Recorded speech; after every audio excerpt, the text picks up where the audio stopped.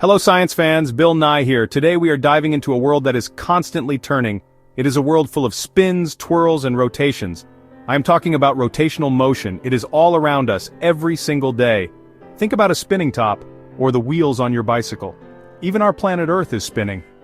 Understanding how things rotate is super important in physics. It helps us understand how machines work. It helps us understand the universe itself. Rotational motion is simply when an object moves in a circle around a central point. This point is called the axis of rotation. Imagine a merry-go-round at the park. It spins around a pole in the middle.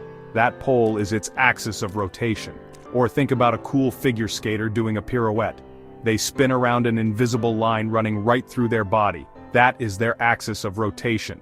By the end, you will be a master of understanding why and how things spin. Are you ready? Let's get rotating. First up, let's talk about how we measure how far something has turned. When an object moves in a straight line, we talk about its displacement. For spinning things, we use a similar idea called angular displacement. It tells us the change in the angular position of an object. Imagine a pizza. You cut it into slices. Each slice represents an angle. If you take one slice, the pizza has rotated a certain amount. That amount is an angle. Angular displacement is usually measured in units called radians. One full circle, or one revolution, is 360 degrees. In radians, one full circle is 2 pi radians. The symbol for angular displacement is the Greek letter theta, theta. The formula for angular displacement is doth equal sign θ, θi. For example, if a wheel starts at an angle of 0 radians and turns to an angle of pi over 2 radians, its angular displacement is pi over 2 radians. Think about the hands of a clock. The minute hand moves all the way around the clock face in 1 hour. Now that we know how to measure how far something has turned, let's think about how fast it is turning.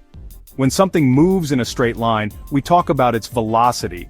For spinning things, we have a similar concept called angular velocity. This tells us the rate at which the angular displacement is changing.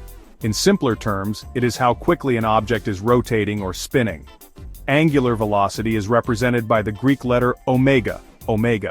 It is usually measured in radians per second, rad(s).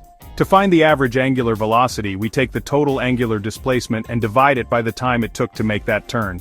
So the formula is OAV equals sign dth dt. Consider a spinning CD in a CD player. It might spin at say 500 revolutions per minute. That is its angular velocity. To convert this to radians per second, we use the fact that 1 revolution is 2 pi radians and 1 minute is 60 seconds. So, 500 RPM is 500 times 2 pi radians divided by 60 seconds. That is about 52.4 radians per second. That CD is spinning pretty fast. We have talked about how far something turns, angular displacement theta. We have talked about how fast it turns, angular velocity omega. Now what if that spinning speed changes? This change in angular velocity over time is called angular acceleration. It tells us how quickly the angular velocity is changing. Angular acceleration is represented by the Greek letter alpha, alpha. Its units are typically radians per second squared, rad(s)2. The formula for average angular acceleration is AAV equals sign do dt. Imagine you are on a merry-go-round. When someone starts pushing it, it begins to spin faster and faster. Its angular velocity is increasing. This means it has an angular acceleration. If the merry-go-round is spinning and someone starts to apply a brake, it slows down. Section 5. Spinning in real life, everyday rotational wonders. Rotational motion is not just something you learn about in a physics class, it is happening all around you all the time. Let's look at some practical, everyday examples. Consider the wheels of a car or a bus. They rotate to move the vehicle forward. Their angular velocity determines how fast the car goes. When the driver hits the gas, the wheels experience angular acceleration to speed up. When they hit the brakes, the wheels experience angular acceleration in the opposite direction to slow down. Think about a simple ceiling fan in your room. When you turn it on, the blades start to rotate. They have an angular displacement as they turn. They achieve a certain angular velocity, which keeps you cool. If you change the speed setting, the blades experience angular acceleration to reach the new, faster or slower angular velocity. The motor in the fan is designed to provide the necessary push, or torque, to make this happen. Even the Earth itself is a giant spinning top, rotating on its axis once every 24 hours. Section 6. Solving spin puzzles, using rotational kinematic equations. Now for some really cool stuff. Just like we have kinematic equations for objects moving in a straight line, we have a similar set of equations for objects that are rotating. These are called rotational kinematic equations. They help us solve problems about spinning things, especially when the angular acceleration is constant. These equations relate angular displacement, delta theta, initial angular velocity, omega 1, final angular velocity, omega f, angular acceleration, alpha, and time, t. Here are the main rotational kinematic equations, assuming constant angular acceleration. 1. Omega f equals omega I plus alpha t. 2. Delta theta equals omega it plus 1/2 alpha t squared. 3. Omega f squared equals omega I squared plus 2 alpha delta theta. 4. Delta theta equals 1/2 omega I plus omega f times t.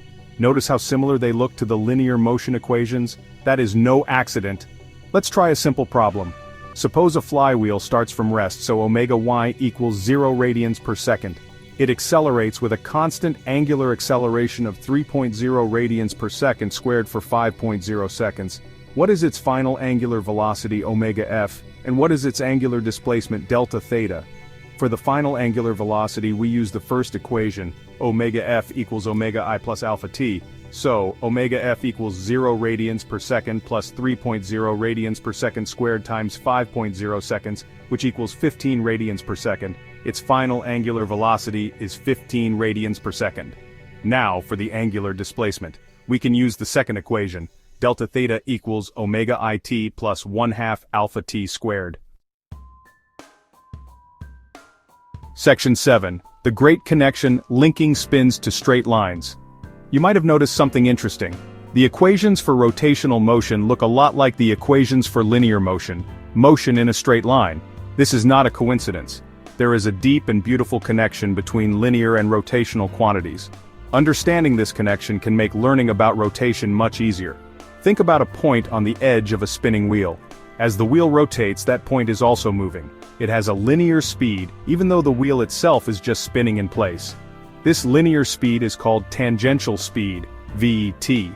It depends on how fast the wheel is spinning, its angular velocity omega, and how far the point is from the center of rotation, the radius r. The formula is vt equals r omega. Similarly, there is a tangential acceleration, at, if the wheel's angular velocity is changing, meaning it has an angular acceleration, alpha.